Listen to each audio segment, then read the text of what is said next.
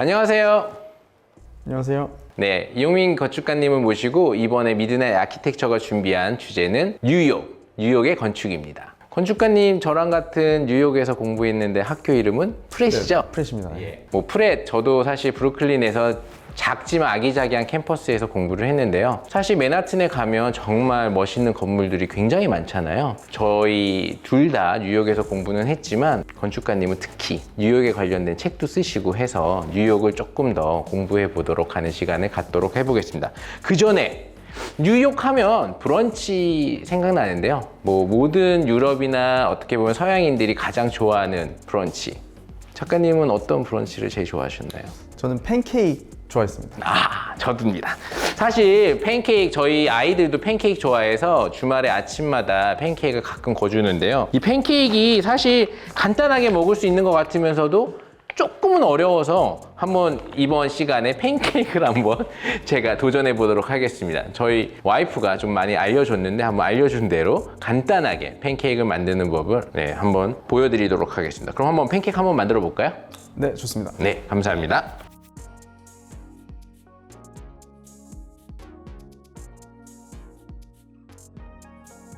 팬케이크를 만들려면 벌써 200g 계란 하나 한 4장 정도 나오는데요. 200g을 만들어 보도록 하겠습니다.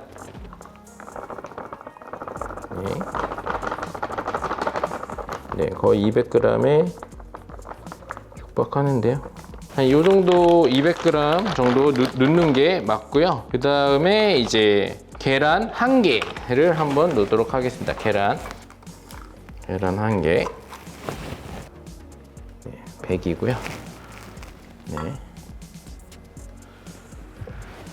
팬케이크 만들기 위해서 제가 여러 가지로 휘저어 보도록 하겠습니다. 작가님, 팬케이크 제일 좋아했던 브랜드가 어떤 게 있으셨어요? 저는 사라베스랑 지금은 없어졌는데 버비스라는 데서 되게 많이 먹었어요. 저는 버터플라이 핑거라고 뭐 네이버에 검색하면 저는 지금의 와이프든 뭐 예전에 친구들이든 자주 갔던 데가 바로 버터플라이 핑거라는, 지금도 이제 대한민국 내 팬케이크하고 뭐 토스트 뭐 이렇게 많이 먹잖아요. 그렇죠? 네, 이렇게 반죽이 금방 돼요. 네, 이제 반죽이 끝났습니다. 네. 여기 팬케이크 하면 이게 보시다시피 뭐 보통 시럽, 메이플 시럽이랑 그 다음에 이렇게 초코 시럽을 하는데 저희 아이들은 초코 시럽을 좋아하고요. 저는 이제 메이플 시럽을 좋아해요. 그래서 이거는 이제 쿠팡 같은 데서 당일날 이제 배송이 됩니다. 네, 그러면 이제 팬케이크를 한번 만들어 보도록 하겠습니다. 네, 팬케이크 할 때 이렇게 후라이팬이 코팅이 잘 돼 있는 후라이팬은 상관이 없는데 코팅이 조금 약하다 싶으신 분들은 이렇게 식용유나 카놀라유를 살짝 넣고 코팅이 살짝 될 만큼만 이렇게 만들어 드리면 팬케이크가 좀 들러붙는 거를 방지할 수 있다고 하더라고요. 그래서 이렇게 예열이 좀 되면 지금 따끈따끈해지거든요. 약한 불로 해야 된다고 그러더라고요. 그래서 약한 불로 좀 달구도록 하겠습니다. 네, 이제 후라이팬이 살짝 달궈졌으니까 너무 많이 하면 커지니까요. 조그맣게 할게요. 그러면 우리 작가님, 우리 뉴욕 공부해보기로 했잖아요. 도시 뉴욕은 처음에 어떻게 생겨난 건지 한번 좀 얘기해 주실 수 있을까요? 일단 도시 뉴욕은 예전에 그 프랑스인들이 발견했다는 설이 있는데요. 그 뉴욕 역사박물관 등을 가보면은 공식적으로는 네덜란드인이 처음에 17세기경에 뉴욕 지역을 식민지화하면서 뉴 암스테르담이라는 도시를 만든 것이 역사의 시초라고 지금 공식적으로 기록이 돼 있습니다. 그래서 네덜란드인이 처음에 그 뉴욕 지역을 식민지화하면서 그곳에 뭐 성체도 만들고 행정청사도 만들고 그리고 지금의 월스트리트의 기원이 되는 그 성벽을 만들었다는 그런 기록이 있습니다. 그 이후에 이제 영국의 제임스 2세가 뉴욕 지역을 네덜란드로부터 탈환해가지고 요크 공작이라는 사람이었거든요. 제임스 2세가 그 사람의 이름을 따서 그 뉴욕이라는 이름이 이제 역사에 처음 등장하게 되는 거죠. 그 이후에 이제 미국이 영국으로부터 독립하게 되고 1811년 위원회 계획이라는 도시 계획이 완성이 되는데요. 그게 이제 요즘 우리가 보게 되는 뉴욕의 그 격자형 도시, 그게 이제 처음 탄생하게 된 겁니다. 존 랜들 주니어라고 그 측량사이면서 도시 계획가인데 그분이 뉴욕의 도시를 다 구획을 하게 되죠. 지금의 그 도시의 뉴욕이 탄생하게 되는 건데, 그 존 랜들 주니어가 지금의 브로드웨이라고 과거에 인디언들이 다녔던 길이었는데 그 길을 그 위원회 계획에 넣게 됩니다. 그러면서 지금의 타임스 스퀘어 같은 긴장감 있는 격자형 도로와 사선형의 브로드웨이가 만나면서 긴장감 있는 삼각형 대지들이 만들어지게 되는 거죠. 그래서 그 삼각형의 대지들이 타임스 스퀘어처럼 지역의 중심이 되는 그런 랜드마크가 되는 도시가 뉴욕이 됩니다. 되게 재밌는 사실이네요. 뭐 사실 부동산적으로 저는 조금 알고 있었던 게 신도시, 일기 신도시 이런 거 보면 대한민국 뉴욕의 어떤 그런 어떤 바둑판 같은 구조의 어떤 도로나 이런 걸 잘 해서 자동차들이 잘 다닐 수 있고 그만큼 인프라나 주변의 상권도 같이 발전할 수 있도록, 그래서 신도시들로 많이 이제 사람들이 가려고 하는 게 난개발이 아니라 도시를 미리 계획해서 건물을 짓는. 굉장히 재밌네요. 지금 이렇게 기포가 올라오고 있는데요. 이렇게 기포가 올라올 때 사실 이제 약간 뒤집어 주면 가장 맛있는 팬케이크를 만들 수 있다고 제 와이프가 얘기해 줬어요.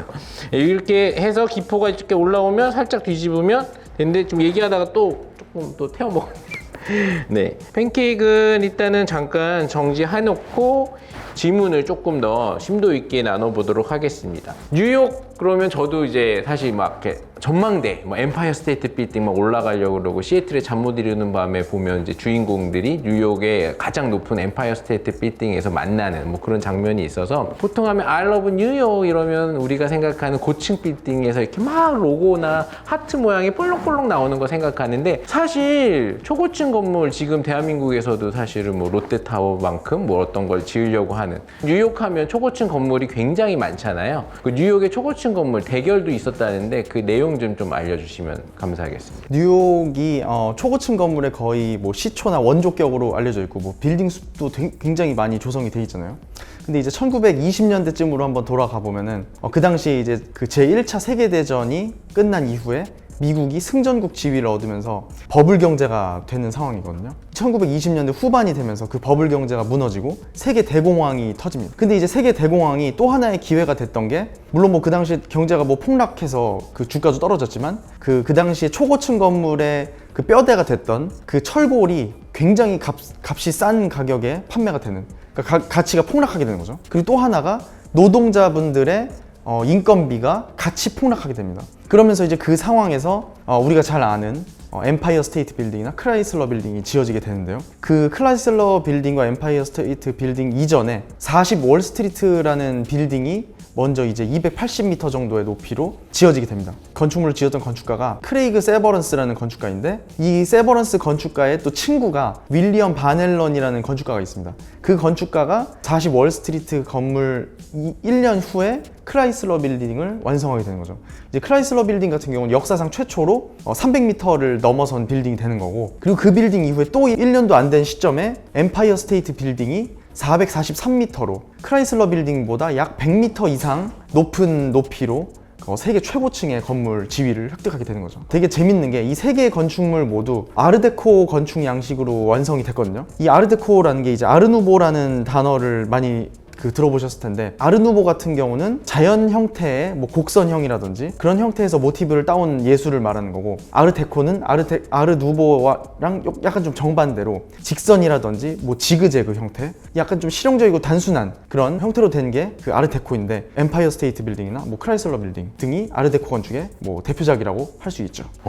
네, 건축이 조금 뭐 어려운 내용이다 보니까 사실 이해하기는 좀 어려우신 시청자분들도 있을 것 같아요. 그냥 우리 편하게, 우리 뉴욕 하면 사실 나 여행 가고 싶어. 그러면 제일 가고 싶은 게 뭐 사실 프랑스의 파리도 있지만 그래도 뭐 약간 도시, 약간 뉴요커 막 이래가지고, 뉴욕 하면 아무래도 미국의 가장 중요 도시로 생각하다 보니까 제일 미국 하면 가보고 싶은 도시가 뉴욕 아니겠습니까? 그러면 여행을 하는 일반 시청자분들이나 이렇게 구독자분들을 위해서 뉴욕에서 여행했을 때 꼭 봤으면 좋겠다 하는 건축가님의 추천 건축물 좀 소개시켜 주시면 주시면 감사하겠습니다. 뉴욕에는 뭐 굉장히 많은 건물도 있고 뭐 옛날 건물도 있고 요즘 건물도 있고 뭐 장소나 핫플레이스도 굉장히 많잖아요. 근데 제가 이제 건축가다 보니까 건축물을 하나 추천을 드리고 싶은데요. 뭐 이미 아시는 분도 계실 거고, 뉴욕의 이제 미드타운 위쪽에 어퍼 이스트 사이드라는 동네가 있거든요. 되게 고풍스럽고 그리고 되게 센트럴파크 옆에 있는 고즈넉한 동네인데, 거기에 되게 작은 뮤지엄이 하나 있어요. 솔로몬 구겐하임 뮤지엄이라고 되게 흰색으로 돼 있는 이렇게 달팽이 모양의 작은 건물이거든요.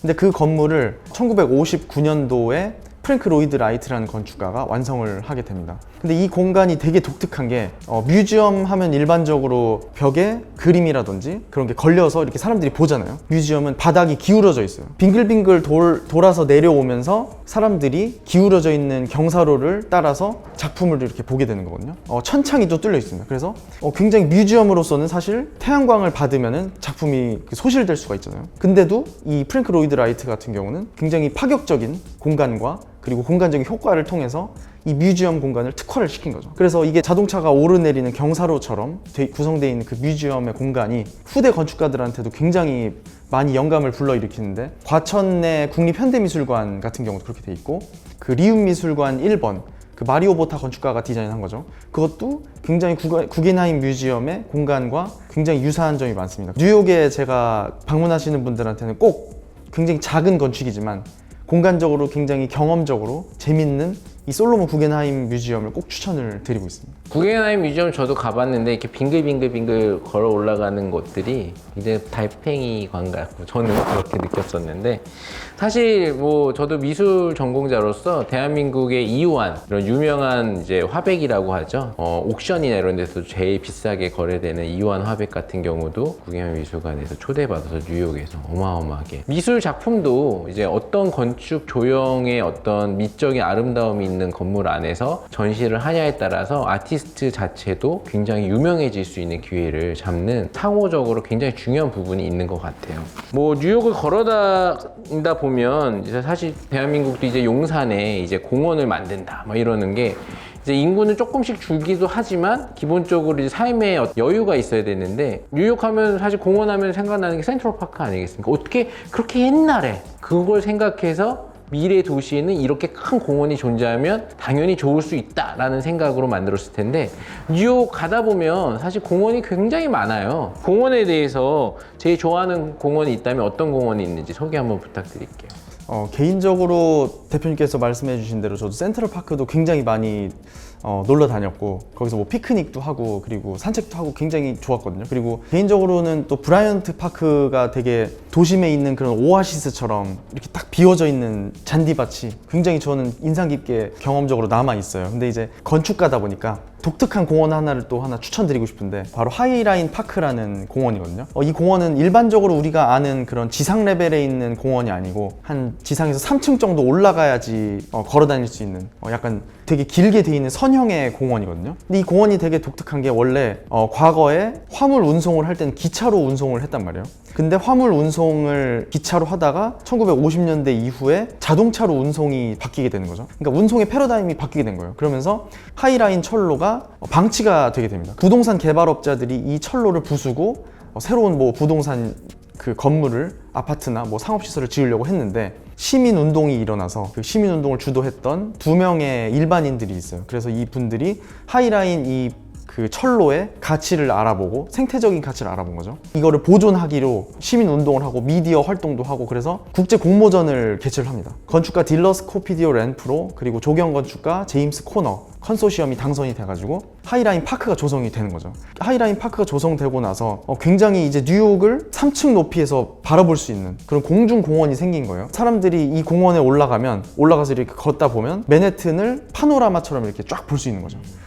굉장히 그게 그 가치 있는 그 공원이라고 생각하고 있고, 뭐 민주적인 운동을 통해서 이런 철로가 생태 공원으로 탈바꿈되는 새로운 도시 공간이 생겼다는 점이 굉장히 건축적으로 도시적으로 가치 있는 프로젝트라고 생각을 하고 있습니다. 대한민국도 이제 선진국 대열에 들어갈 정도로 도시 개발에 굉장히 신경을 많이 쓰잖아요. 뭐 서울시 같은 경우에도 이 방금 얘기했던 3층 높이의 공원을 조성하는 데 굉장히 힘을 썼던 걸로 알고 있는데, 네, 이렇듯이 뭐 서울역 근처에 걸어 다니면서 예전에 허물지 않고 살려서 그 고가 도로를 공원으로 조성을 한다든지, 그것도 사실은 사람들끼리 의견이 굉장히 많았었는데, 이 공원을 만든다는 거는 도시계획에서 굉장히 중요하기 때문에 삶의 질을 조금 더 높이기 위해서 이제 공원에 대한 계획이 뉴욕 같은 경우는 굉장히 잘 돼 있다라고는 생각이 듭니다. 네, 뉴욕의 건축과 도시를 통해서 우리나라도 도시들이 배워야 할 점이 굉장히 많은 것 같아요. 왜냐하면 뉴욕 하면 사람들이 좋아하는 데는 분명한 이유가 있지 않겠습니까? 그러니까 뉴욕을 가고 싶은 이유는 뭐 뉴욕이 사실 어떤 면에서 좀 더럽고 지저분하고 범죄도 있어서 뭐 그렇다 막 이러지만, 사실 사람들이 굉장히 좋아하는 거는 도시가 갖고 있는 미학이나 건축이나 이런 것들이 좀 완벽에 가까울 정도로 사람들이 좋아하는 거잖아요.